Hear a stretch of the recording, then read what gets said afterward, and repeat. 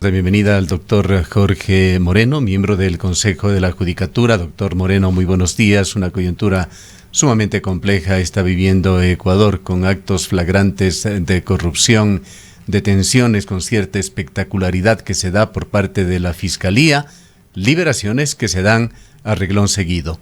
Críticas de la Fiscalía hacia el sistema judicial. Sabemos que el Consejo de la Judicatura no es el que sentencia ni toma decisiones, son los jueces, pero hay un problema. Siempre está en entredicho el sistema judicial ecuatoriano. Quisiéramos conocer su punto de vista sobre la coyuntura actual, doctor Moreno. Muy buenos días, ingeniero Gustavo. Muy buenos días a la licenciada Rosana, a la ciudadanía en general que escucha este medio de comunicación en FM Radio Antena 1. Yo quisiera justamente realizar un pequeño preámbulo. Decir que bueno que por última vez, o mejor dicho, en estos últimos tiempos estemos viviendo justamente bajo la libertad de opinión y de pensamiento. Y es muy bueno porque efectivamente, y con estas premisas, destaparse los hechos de corrupción probablemente en gobiernos autoritarios, en gobiernos o estados autoritarios. Doctor Moreno, le rogamos un favor. Aparentemente está muy lejos de su teléfono celular. Si podría acercarse un poquito más al micrófono. Allí está bien, sí, ingeniero. Sí, se mantiene cerca nos va a ayudar. Allí está. Sí. Muy bien, le decía, es muy importante vivir dentro de un Estado y gobierno democrático donde la libertad de opinión y expresión del pensamiento efectivamente se lo viva en el día a día. Lo que no ocurría, por ejemplo, en el gobierno anterior, donde efectivamente los temas autoritarios impedían a la ciudadanía, a los propios medios de comunicación, de que se pueda hacer alusión a temas referentes a la corrupción. Ahora eso observamos de que efectivamente se lo realiza tanto por los periodistas de investigación cuanto por los propios ciudadanos. Y eso es muy importante. Y eso conlleva, evidentemente, también este tipo de confrontaciones o de tensiones entre los distintos órganos y funciones del Estado. En el caso específico de lo que viene ocurriendo, efectivamente se han destapado presuntos actos de corrupción a nivel nacional, sobre todo en una área muy delicada. Un área donde definitivamente todos, absolutamente todos, podemos realizar las críticas y no solamente realizar las críticas, sino también estar sumamente preocupados por lo que ha ocurrido. Yo personalmente como ciudadano no puedo entender, no puedo admitir de que efectivamente se haga uso de contratos a través de la contratación pública para elevar precios de los insumos y eso perjudicar a los ciudadanos que requieren justamente una buena atención en los hospitales públicos, lo que justamente conlleva el colapso de los mismos y evidentemente que la salud, la vida se pierda. Eso es inadmisible, yo personalmente no comparto y evidentemente esos temas se han judicializado porque la Fiscalía General del Estado ha realizado las investigaciones, ha solicitado justamente allanamientos a los jueces han concedido los allanamientos y evidentemente se han formulado cargos. Allí Doctor Moreno, uno de los principales cuestionamientos que se continúa dando es la falta de independencia de la Administración de Justicia. Incluso se ha llegado a decir que algunos jueces tienen cercanía o simpatía o se deben a ciertos movimientos y organizaciones políticas y que quizás esa sigue siendo una de las principales razones para que se interfiera de manera no como la ciudadanía esperara, ágil, oportuna frente a ciertos procesos. ¿Qué opina usted al respecto? ¿Esto se continúa dando? ¿Hay una interferencia en la administración de justicia? ¿Hay estas afinidades? Bueno, personalmente y de manera directa desconozco, pero efectivamente lo que usted manifiesta, también nosotros, yo personalmente lo intuyo, lo presumo que todavía existe una red probablemente de personas que están vinculados dentro de la Administración de Justicia que responden a otras administraciones que conllevaron justamente su inclusión dentro de la misma.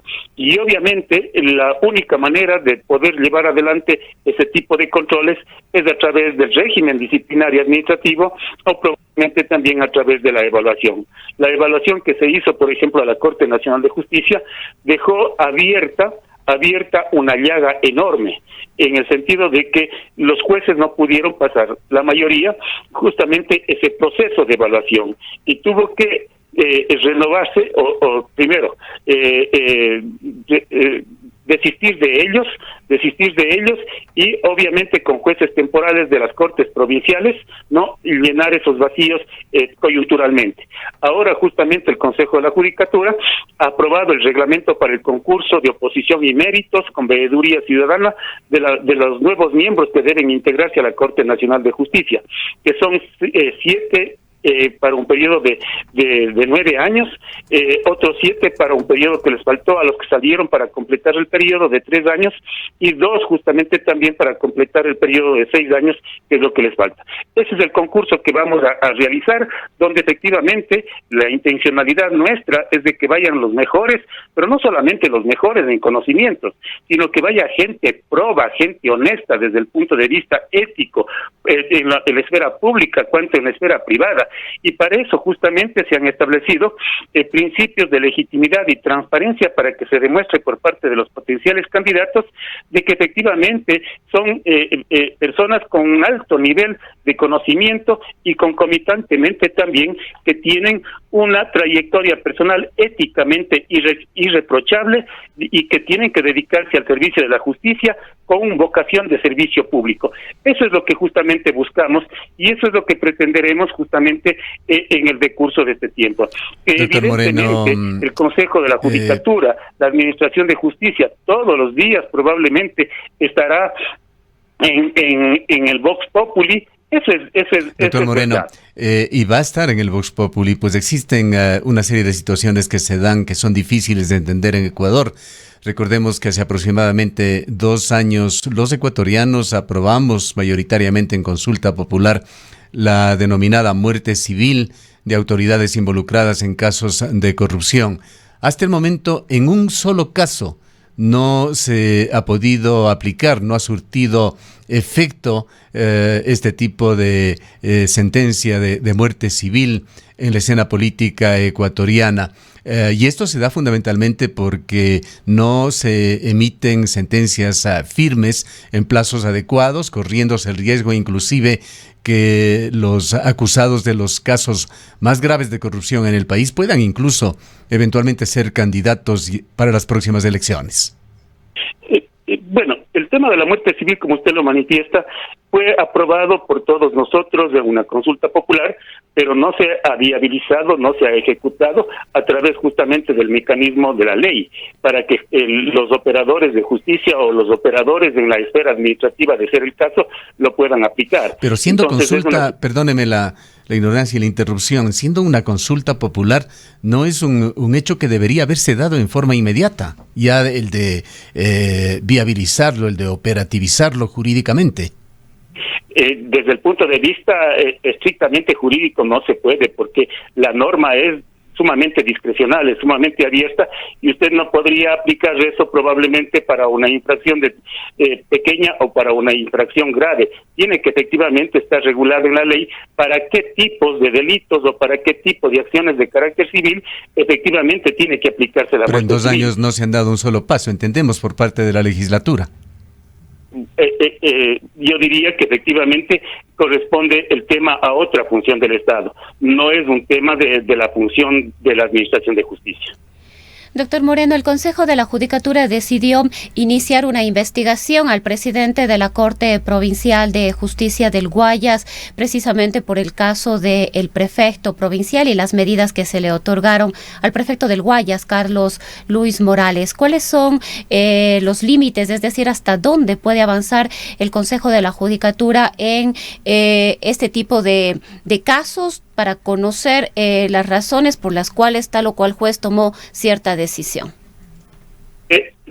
El tema del régimen administrativo sancionador disciplinario está regulado en el Código Orgánico de la Función Judicial y se sustenta justamente en lo que prevé la Constitución, que dice no hay infracción ni sanción si no está previsto en la ley, es decir, bajo el principio de lo que se denomina la legalidad. Y el Código lo regula y lo expresa, estableciendo infracciones leves, graves y gravísimas.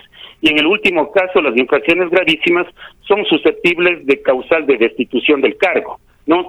Y entre ellas, por ejemplo, puede enumerar una que manifiesta cuando el servidor judicial, el juez, el fiscal, el defensor público actúa con dolo, con negligencia manifiesta o por error inexcusable. Esta última figura no lo aplica el Consejo de la Judicatura, pero sí las otras.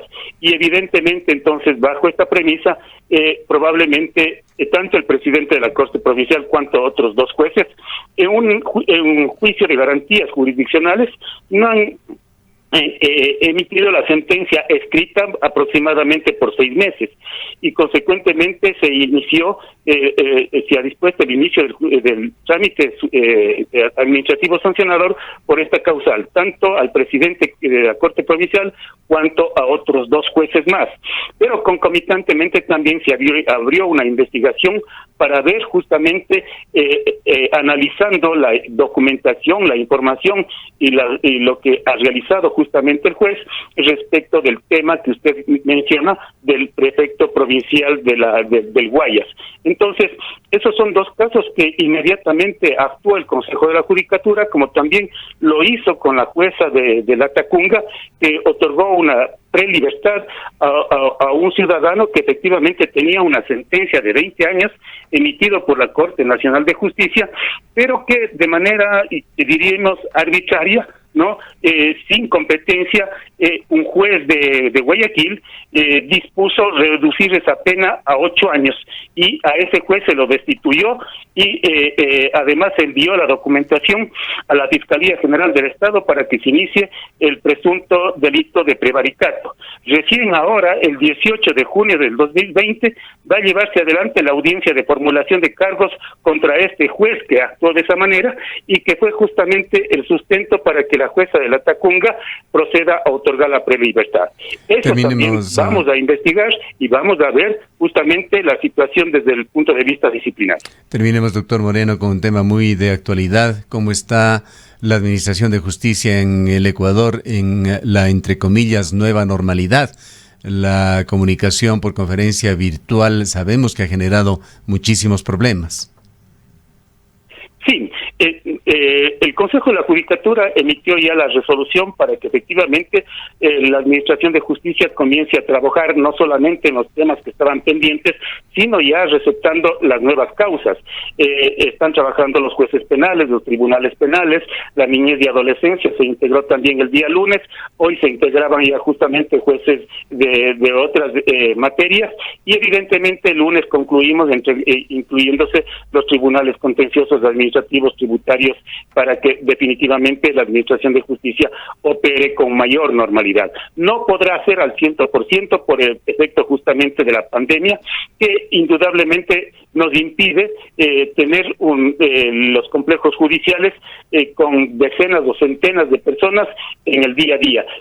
Tenemos que regular, como efectivamente se ha regulado, horarios de atención tanto por jueces, tanto por personal administrativo, también se ha regulado el teletrabajo, jueces que pasan de los 60 años realizarán su trabajo a domicilio, pero evidentemente las audiencias también que ha retomado que sean audiencias en los propios, en las propias oficinas o dependencias que para el efecto tiene el Consejo de la Judicatura a nivel nacional.